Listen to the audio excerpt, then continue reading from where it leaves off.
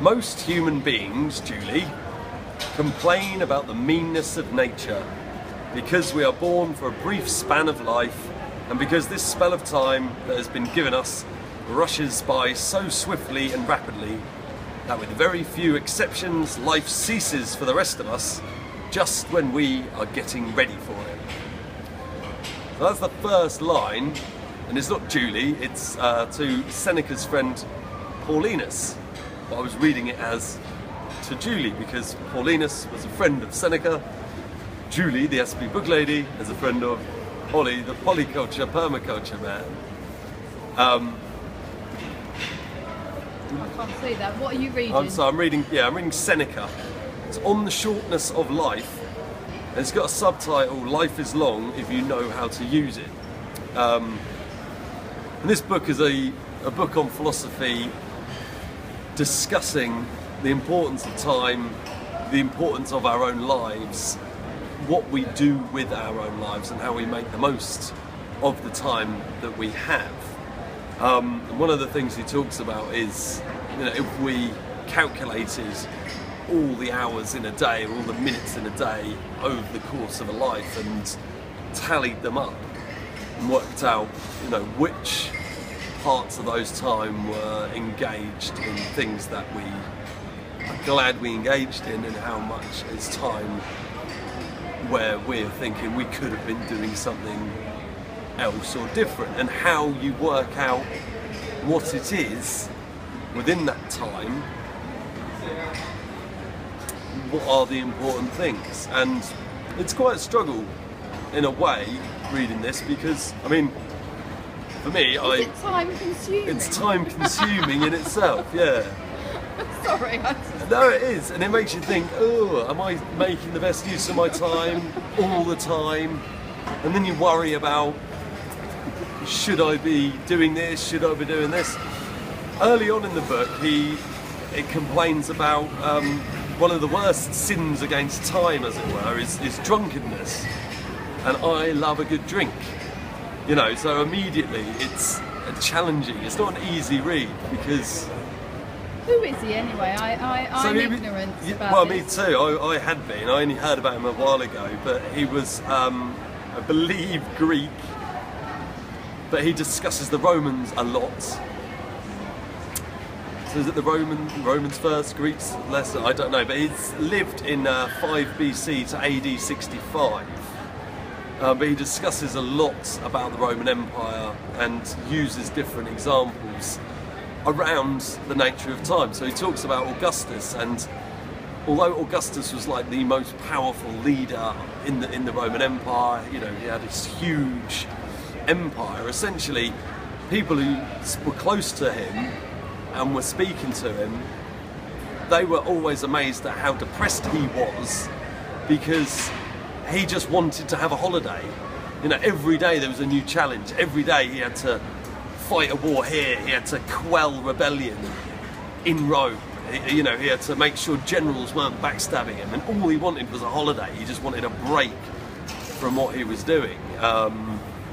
So the way we put people on pedestals, or the way we define success, and things like that, Seneca is saying, are these things really successful when the people who are directly the most involved with them, or are being given all of the plaudits and the awards and the medals and whatever, if they themselves are depressed or are unhappy in what they're doing, then how great is what they're doing? And I think I've only got halfway through, so this may change, but I've got to a point where he's trying to show what the point is, I guess, of life, and he's essentially saying philosophy is the point of life. Now, if he's a Greek philosopher, which we're assuming he is, it's kind of like selling your own game, isn't it? For this is the best thing to do in life. I do it, so therefore it is the best thing to do. It's obviously stood the test of time, though, and it's an interesting way of looking at things. He's very much of the Stoic tradition, in that you don't need anything in life. And if you look at the basic needs of humans, just a basic shelter, basic clothes, food and warmth, if you can get that, and then spend the rest of your time engaging with philosophy, then according to him, you are living a good life. And I find that very intriguing, and especially in the world that we live in now, where it's, you know, there is so much going on, to attempt to live that sort of life in itself would be a very difficult thing, and you would certainly become marginalised.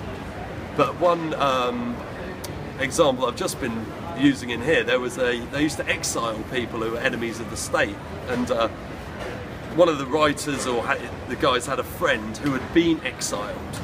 So this guy went from Rome, from the hustle and bustle of the great city, out to see this guy who had been exiled. And when he was with him, he found that this guy had been exiled, which was a punishment, was actually having the time of his life. He was having a very simple existence and just eating very simple foods, living close to nature, and spending a lot of his time studying the liberal arts, which at that point was studying philosophy.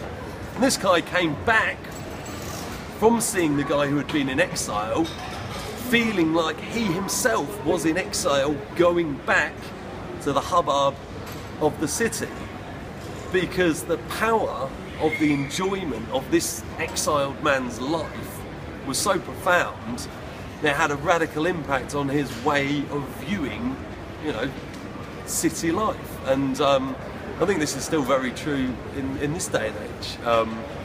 I've got a question. Yeah. How do you think he thinks about today's society? Well, I would think he would see exactly the same problems. And I was saying to you earlier, Julie, this guy Seneca seems very similar to Lao Tzu, in that these guys have been studying their histories thousands of years prior, and we are now thousands of years subsequently from where they are and looking back, and they were saying at the time there's been all these developments in politics and medicine and the way that we live, the way that we build things, but there's never really been any development of how we understand our own minds, our own brains. And I think if Seneca came to where we are now, he would say exactly the same thing. You know, we've progressed incredibly with medicine and technology. You know, me being able to do this and transmit all the way around the world is an incredible feat of human ingenuity. But the social and psychological problems that humanity still faces, and war and violence and destruction and religious division, all of those levels of chaos are still with us. They're still here. Which as well, like I say, this is quite challenging. It's such an old book, but essentially the ideas that he's bringing up, I think, are universal. So I think he would just see exactly the same issues here. As challenging. We're all challenging in our own ways.